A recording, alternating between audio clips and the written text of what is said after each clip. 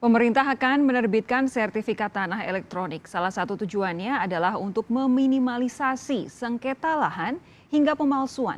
Bagaimana dengan keamanannya? Apakah akan dilakukan penarikan terhadap sertifikat yang lama? Kita akan berbincang dengan Direktur Jenderal Penetapan Hak dan Pendaftaran Tanah Kementerian Agraria dan Tata Ruang Badan Pertanahan Nasional, Suyus Windayana. Lalu ada pengamat keamanan siber Pratama Persada. Selamat malam. Selamat malam. Bapak-bapak, apa kabar? Baik, alhamdulillah. Pak Suyus ada di mana saat ini? Saya ini kebetulan masih di kantor nih. Oke, masih di kantor, mumpung ya. Bung Pratama, saya ke Pak Suyus lebih dulu ya. Pak Suyus, jadi sebenarnya apa yang melatar belakangi keputusan untuk adanya sertifikat tanah yang elektronik? Ya, terima kasih Mbak. Sebetulnya untuk sertifikat elektronik ini kita sudah, ini tahap kedua ya. Tahap pertama itu tahun 2019, kita sudah mengeluarkan sertifikat elektronik untuk hak tanggungan. Jadi untuk tanah-tanah yang dianggunkan ke bank, kita sudah mengeluarkan sertifikat elektronik itu sejak 2019. Dan ini sudah kerjasama dengan BSSN. Jadi sistem kita sudah disertifikasi oleh BSSN. Jadi sampai hari ini sertifikat elektronik yang kita keluarkan itu sudah sekitar 500.000 sertifikat hak tanggungan yang ada di bank. Dan sekarang kenapa kita mengeluarkan itu? Karena kita melihat seperti ini Mbak ya. Jadi misalnya ada beberapa, bisa Mbak punya sertifikat di Bandung nih ya. Di Bandung mau dijual sekarang ini. Nah ini prosesnya itu dengan yang manual tuh Mbak harus datang ke Bandung untuk mengecek. Karena data itu adanya di Bandung gitu ya. Kemudian ini ada juga beberapa pemalsuan terhadap sertifikat.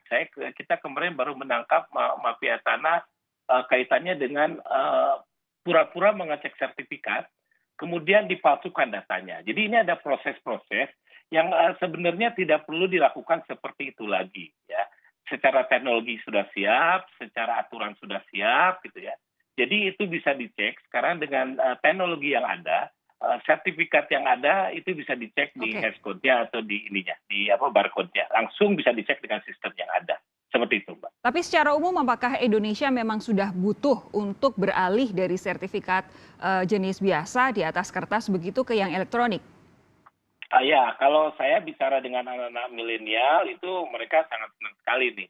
Dengan penegak hukum, dengan Bank Dunia, ini sangat senang sekali Indonesia mulai memberlakukan sertifikat elektronik.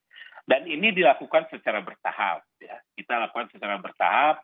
Negara-negara lain di Malaysia, di Filipina, di Singapura sudah mulai menerapkan sertifikat elektronik beberapa tahun yang lalu. Memang kita agak ketinggalan untuk menerapkan sertifikat elektronik ini dibanding negara tetangga.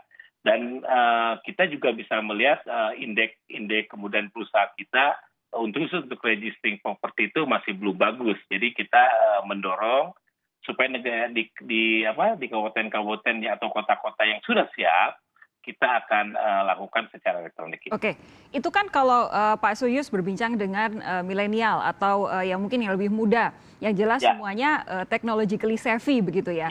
Bagaimana dengan orang-orang yang mungkin secara pengetahuan teknologi tidak se-savvy anak-anak masa kini atau milenial masa kini? Saya selalu kalau ngomongin sertifikat tanah itu saya sering sekali membayangkan ketika Pak Jokowi bagi-bagi sertifikat tanah itu kan pasti kepada para petani, kemudian usianya sudah tidak muda lagi, jangan-jangan akses mereka terhadap teknologi, apalagi sertifikat elektronik seperti ini terbatas. Apa pertimbangannya untuk yang seperti ini?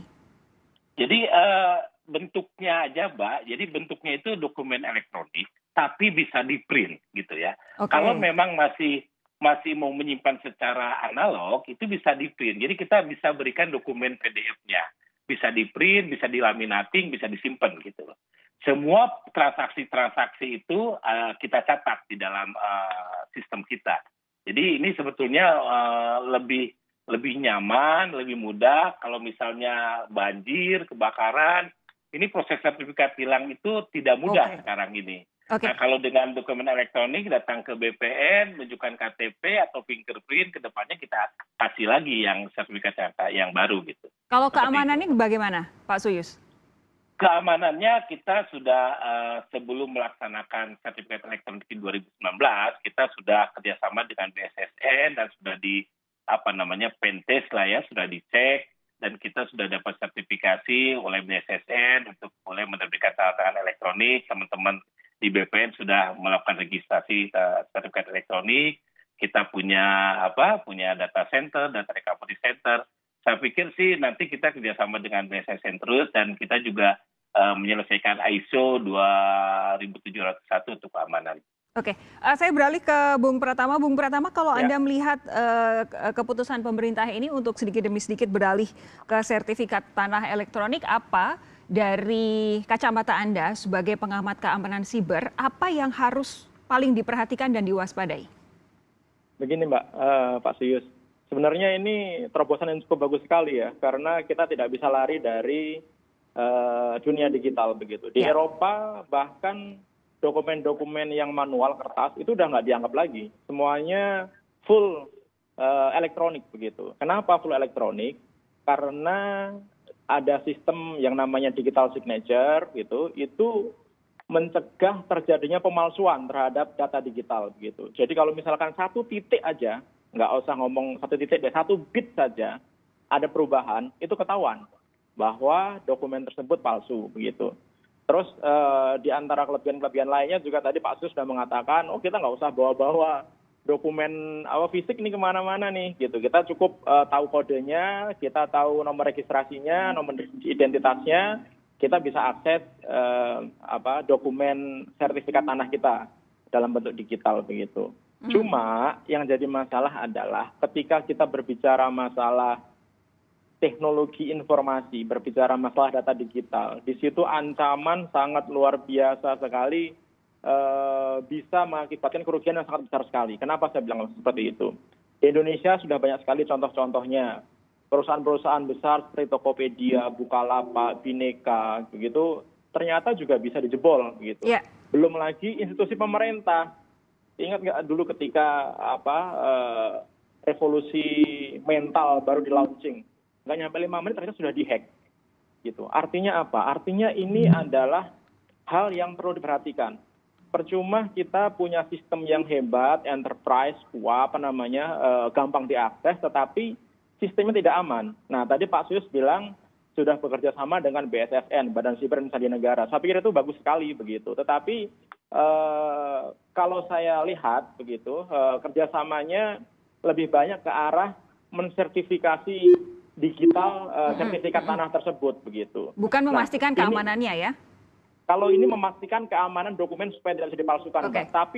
Tetapi masalahnya teknologi yang saat ini ada, teknologi yang agak konvensional menggunakan data center, kemudian menggunakan firewall, menggunakan intrusion detection system dan lain-lainnya itu nggak ada yang aman. Okay. Gitu. Itu bisa ditembus. Kita kebayang nggak kalau misalkan data center BPN ternyata ditembus sama hackers gitu, terus nama-namanya diganti semua, atau luasannya diganti, apa nggak berantakan itu, ya kan? Oleh karena itu sebenarnya ada teknologi baru yang bisa diterapkan untuk ini, misalkan teknologi blockchain yang sekarang banyak digunakan untuk mata uang cryptocurrency gitu. Itu lebih secure. Kenapa? Karena disimpan bukan hanya di satu server, tapi itu distribusi server ke banyak komputer, sehingga ketika hackers mau melakukan penyerangan, dia harus menyerang semua komputer yang terhubung yang menyimpan data ini begitu. Nah, itu harus diterapkan kalau menurut saya begitu. Karena apa? Di sini concern-nya sebenarnya bukan di aplikasinya. Kalau aplikasinya sangat setuju, ini keren banget, bagus banget, memudahkan masyarakat gitu. Tapi keamanannya ya? Security-nya, keamanannya ini kita harus hati-hati begitu. Ingat nggak di tahun 2017 kita ada WannaCry? Satu komputer begitu kita nyalakan, tiba-tiba blank, semua datanya terenkrit, nggak bisa kita buka begitu. Kebayang nggak kalau semua data sertifikat digital, tanah digital ini semuanya kena virus atau malware begitu. Oke, ya kan? Kekhawatiran dari Bung Pratama ini akan dijawab oleh Pak Suyus sesaat lagi. Anda tetap bersama kami, saudara. Sapa Indonesia Malam segera kembali.